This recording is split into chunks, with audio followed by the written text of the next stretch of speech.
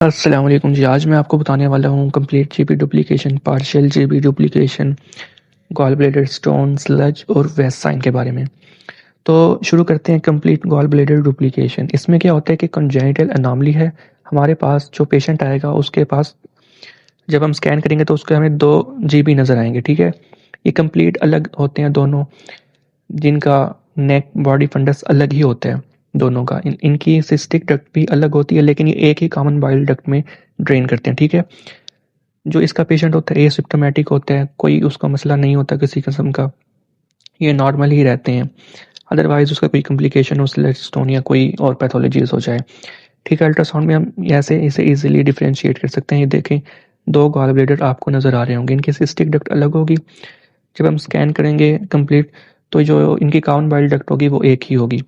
फिर उसके बाद आ जाता है पार्शियल गॉल ब्लैडर डुप्लीकेशन।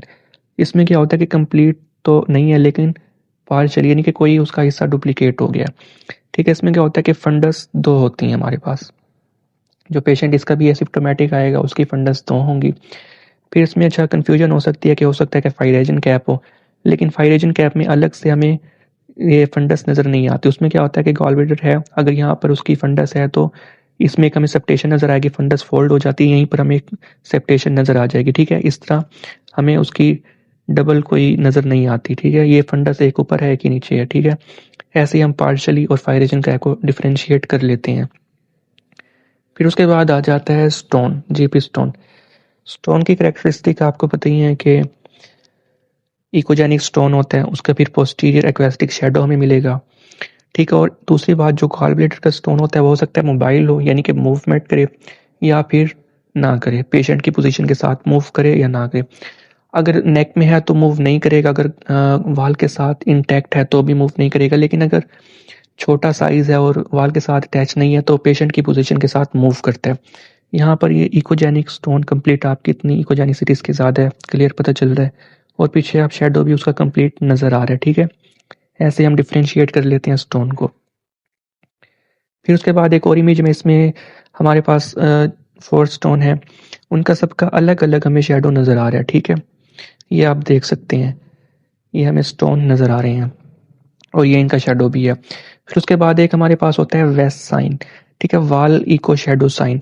इसमें क्या होता है कि गॉल ब्लैडर के अंदर इतने ज़्यादा स्टोन आ जाते हैं, कंप्लीट फिल हो जाता है स्टोन के साथ, तो हमें उसका क्लियरली पता ही नहीं चलता, ठीक है। वाल उसकी डिफ्रेंशिएट नहीं होती। अगर ये आप देख सकते हैं अपर वाल है, यहाँ पर हमें अब इकोजेनिक की नज़र आ रही है, लेकिन बाकी पीछे सारा हमें शेडो मिल रहा है, क्योंकि इसकी वजह क्या है कि कंप्लीट गॉल ब्लैडर फिल है स्टोन के साथ। इसे हम कहते हैं वेस्ट साइन, वाल इको शेडो साइन। अगर ऐसा साइन मिले तो इसका मतलब है कि कंप्लीट फिल है गॉल ब्लैडर स्टोन के साथ। और पेशेंट की प्रीवियस हिस्ट्री पूछेंगे तो पहले कम होंगे, फिर आहिस्ता आहिस्ता ये बढ़ते जाते हैं। फिर उसके बाद आ जाता है स्लज, ठीक है। अब ये क्या होता है, थिकनिंग ऑफ बाइल हाइपर इक्विक नज़र आती है, ये भी हमें हाइपर इक्विक नज़र आएगी, लेकिन स्टोन तो बहुत ही ज़्यादा ब्राइट नज़र आता है, लेकिन ये स्टोन की निस्बत कम नज़र आएगी और इसका कोई शेडो नहीं होता, ठीक है। ये डिफरेंस है स्टोन में और स्लज में। और ये एक कंप्लीट हमें ये लोअर साइड पे हमें नज़र आएगी, ये भी मोबाइल होती है, यानी कि पेशेंट की पोजीशन के साथ ही मूव करती है। ये ज़्यादातर हमें देखा है, आप भी यहाँ पर देख सकते हैं, लोअर साइड पे हमें नज़र आती है। ऐसे हम इसे डिफरेंशिएट कर लेते हैं और इसका कोई शेडो नहीं होता, ठीक है। ये हो गई है स्लज। अगर आपका कोई भी किसी किस्म का कोई सवाल है तो आप कमेंट करके ज़रूर पूछ सकते हैं। मज़ीद ऐसी वीडियो के लिए लाइक, शेयर और सब्सक्राइब ज़रूर करें।